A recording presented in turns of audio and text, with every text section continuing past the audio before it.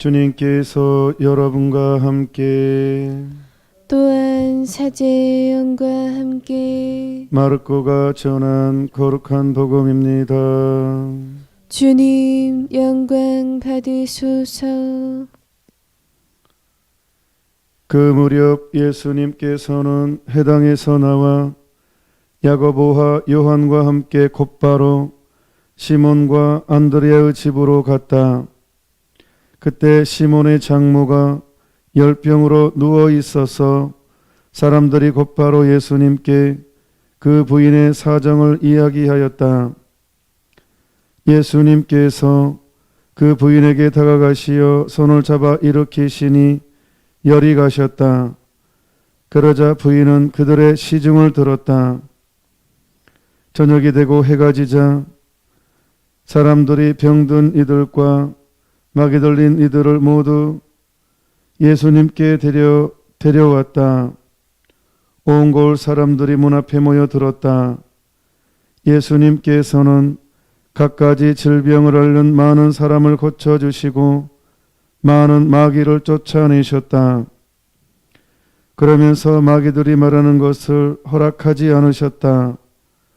그들이 당신을 알고 있었기 때문이다. 다음날 새벽 아직 캄캄할 때 예수님께서는 일어나 외딴 곳으로 나가시어 그곳에서 기도하셨다. 시몬과 그 일행이 예수님을 찾아 나섰다가 그분을 만나자 모두 스승님을 찾고 있습니다 하고 말하였다.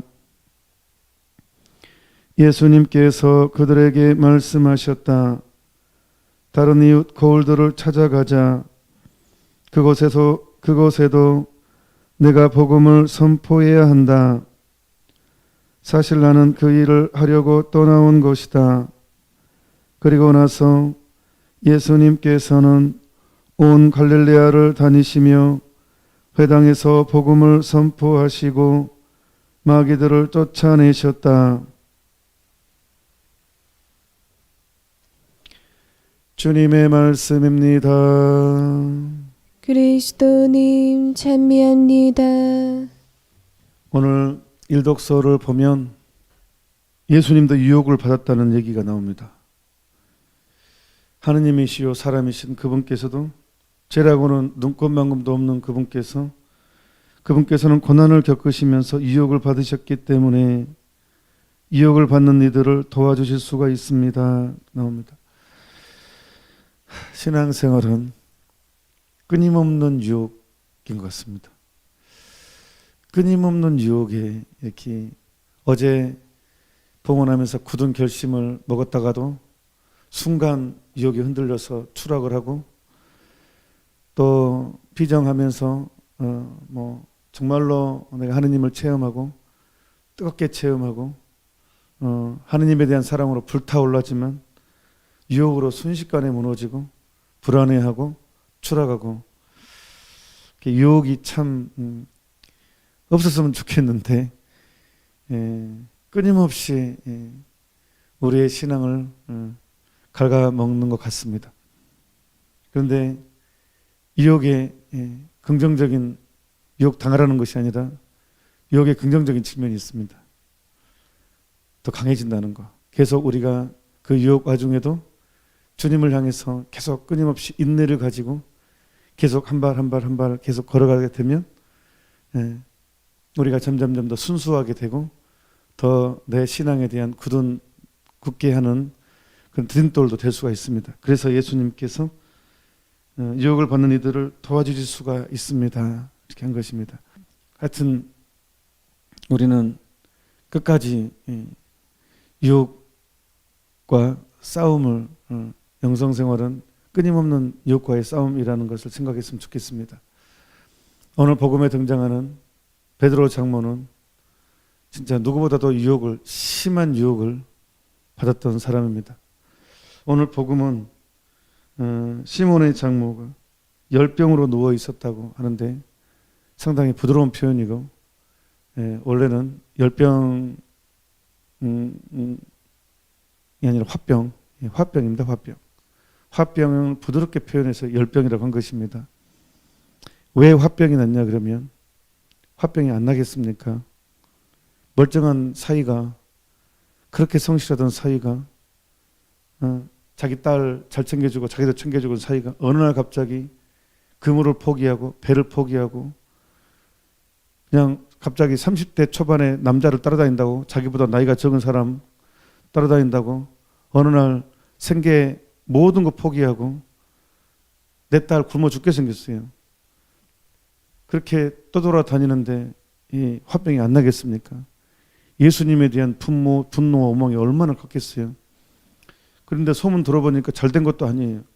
아니, 굶고 다닌다고 맨날 거지 산거지처럼 돌아다니기도 하고, 소문 들어보니까 아주 그냥 공공의 적이 돼가지고, 아니 사이가 그런 사람이 아닌데 하늘 갑자기 예수라는 사람한테 미쳐가지고, 아니 산거지가 돌아다니고 돌도 맞고 뭐 어디 또 다쳤다니기도 하고 뭐 그렇게 돌아다니니 이 화병이 안 나겠습니까? 베드로 장모 입장에서는 동네 방네 돌아다니면서 예수님 욕하고 다녔을 것입니다. 우리 사이가 정말 좋은 사람인데 어느 날 갑자기 예수라는 사람 만나서 이렇게, 내 딸 청산가부 됐고, 정말 이게 무슨 꼴이냐고, 집안이 이게 그 예수라는 사람 내가 진짜 만나기만 해봐라 하고 아주 속에 부글부글 끓고 동네방네 욕하고 다녔다는 것은 눈에 그냥 느껴지는 문제 아니겠습니까? 예수님 이걸 모르겠습니까? 베드로도 이것을 안 들었겠습니까? 그러니까 오늘 베드로 입장에서 안절부절할 거예요. 또 예수님이 해필이면 또 가자게 가지고. 그러니까 안드레하고 베드로는 정말 오늘 완전히 안절부절하는, 또 우리 장모님이 또 면전에서 또 예수님 또 막 뭐 엎어버리고 막 하면 어떡할까? 근데 또 아예 알아 누웠네 또. 열병 나가지고. 그럴 때 예수님이 얼마나 인간적인, 정말로 예수님의 가장 인간적인 모습이 오늘 잘 드러납니다. 예수님은 그걸 이해하십니다. 예수님은 야단치지 않습니다. 당신은 어째서 그렇게 속도 없고 이렇게 멀리 못 보여 하면서 이렇게 그렇게 하지 않으십니다. 충분히 그 입장에서는 나를 비난할 수밖에 없을 것이라는 그 충분히 공감해 줍니다. 예수님은 베드로 장모에 공감을 해 주십니다. 그래, 분명히 잘못을 했지만 충분히 그 입장에서는 그랬을 것 같다. 당연히 그런 게 맞다. 우리 인간이. 그래서 예수님 행동을 보십시다. 예수님은 어떤 기적을 행하실 때 너는 나를 믿느냐? 믿음을 보시고 반드시 기적을 행하십니다. 그런데 그냥 묻지도 않고 믿음도 아예 따지지도 않고 바로 그냥 치유시켜주는 경우가 성서에 한 2군데 나옵니다. 그 애아들 장례, 가부의 외아들 장례 때 그걸 보고 바로 예수님은 그냥 이렇게 하셔버립니다. 성모님 때문에 그런 것 같아요. 너무 가슴 아파서 자기 죽음 이후에 성모님의 아픔을 예수님 느껴서 그랬는지 그냥 그 과부한테 너는 나를 믿느냐 하지 않고 그냥 바로 살려줘 버립니다. 이렇게 해버립니다. 그리고 오늘 베드로 장모에 대해서도, 아니 화병 나가지고 있는 사람한테 너는 나를 믿느냐 그러면 더 화병 나겠죠. 꼬르륵 넘어가 버리겠죠 완전히. 그러니까 예수님도 아시죠. 그래서 예수님은 정말로 손을 딱 잡아주십니다. 그 장면이 정말 감동이었을 것 같아요. 영화 드라마로 우리가 볼 수 있다면 그냥 크한 나 당신을 이해합니다. 나 당신 마음 공감합니다. 하지만 나는 그런 사람 아닙니다. 지금 당신 사이 베드로는 가장 위대한 선택을 한 것입니다. 사이비에 속은 것이 아니라 하면서 정말로 당신의 그 풍성한 눈빛과 그 따뜻한 눈빛, 따뜻한 손으로 그 바라보면서 정말로 인자한 태도로 베드로의 장모의 손을 잡아줍니다. 그래서 당신이 일을 하십니다. 그러니까 베드로 장모가 예수님의 그 눈빛과 당신을 부드럽게, 그리고 동네방네 욕을 겁나게 많이 하고 다녔는데 그 주인공이 나한테 나타나서 정말 예상하지 못한 그 따뜻한 눈빛, 그걸 보면서 베드로 장모가 마음이 녹아버렸겠죠. 내 사이가 엄청난 분을 따라다니는구나. 뭔가를 압도가 됐을 거예요. 그 예수님의 따뜻한 손과 눈빛, 그 몸짓, 그 인품에서. 그래서 열을 내려주는 것, 치유도 경험하면서 완전히 회심을 하게 되죠. 오늘은 베드로 장모의 완전한 회심입니다. 손님을 왔으면 다시 시중 들어야 되는 게 맞잖아요. 손님 우리 집에 손님 왔으면 근데 성소에 나 시중을 들었다. 생뚱맞잖아요. 바로 이런 분위기 때문에 그러자 부인은 그들의 시중을 들었다. 굳이 나온 거예요. 제자들도 이 분위기를 알고 있어요. 소문을 들었어요. 베드로 이렇게도 베드로가 으뜸이니까 잘 따르는데 막 이제 소문 들으면 베드로가 얼마나 지금 안절부절할까 막 우리가 오늘 예수님이 속도 없이 가자고 하네. 어쩔까 오늘 밥도 못 얻어먹고 쫓겨나겠다 막 그러고 있는데 이제 이런 일을 제자들이 얼마나 감동스럽게 보겠어요. 그 부인에게 다가가시어 손을 잡아 일으키시니 열이 가셨다. 그러자 부인은 그들의 시중을 들었다. 이게 시중 듣는 게 성서에 나올 얘기가 아니에요. 이 담을 내용이 얼마나 많겠어요. 하지만 이게 너무나 감동이고 완전한 회심이었기 때문에 부인은 그들의 시중을 들었다라는 게 성서에 들어온 거예요. 이게 굉장히 감동스러운 장면이에요. 소금 뿌리고 물 뿌리고 해야 될 그 부인이 시중을 듭니다. 이제 우리 가장 이게 오늘 되게 감동입니다. 그러니까 또 예수님도 또 화답을 합니다. 어떻게 화답합니까? 베드로의 집으로 막 병자 데리고 다 고쳐줍니다. 묻지도 않고 따지지도 않고 그냥 다 고쳐줘 버립니다. 베드로 체면을 엄청나게 챙겨주십니다. 예수님 이렇게 인간적이신 분이시다니까요. 그러니까 진짜 예수님이 인간적이십니다. 참 인간이십니다. 베드로 체면 생각해 주십니다. 예수님께서. 그래서 자 봅시다. 저녁이 되고 해가 지자 사람들이 병든 이들과 마귀 들린 이들을 모두 예수님께 데려왔다. 온 고을 사람들이 문 앞에 모여들었다. 예수님께서는 갖가지 질병을 앓는 많은 사람을 고쳐주시고 많은 마귀를 쫓아내셨다. 그냥 마귀를 쫓아내는 거예요. 많은 질병을 고쳐주셨다. 그러니까 예수님은 그냥 있는 대로 다 그냥 이때는 그냥 묻지도 않고 따지지도 않고 그냥 오로지 베드로를 바라보시면서 당신을 위해서 모든 걸 바친 당신 으뜸 사도에 대한 당신의 애정 또한 여기서 표현하신 것입니다. 그리고 이제 본격적으로 온 갈릴레아를 돌아다니시면서 이제 복음을 선포하시고 마귀들을 쫓아내신다고 이제 마무리합니다. 전도 여행에 우리는 유혹을 참 많이 받습니다. 하루에도 12번도 더 넘어집니다.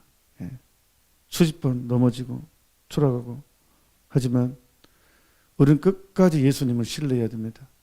우리가 쉽게 넘어지고 약한 존재라는 것을 예수님은 알고 우리를 선택해 주셨고 불러주셨습니다. 그러니까 내 무너짐에 너무 실망하지 말고 우리 마음에 공감해 주시는, 비록 내가 잘못을 하고 넘어지더라도 베드로 장모한테 공감하셨듯이 우리를 공감해 주시니까 다시 용기를 가지시고 새롭게 출발했으면 좋겠습니다. 잠시 묵상합시다. 아멘.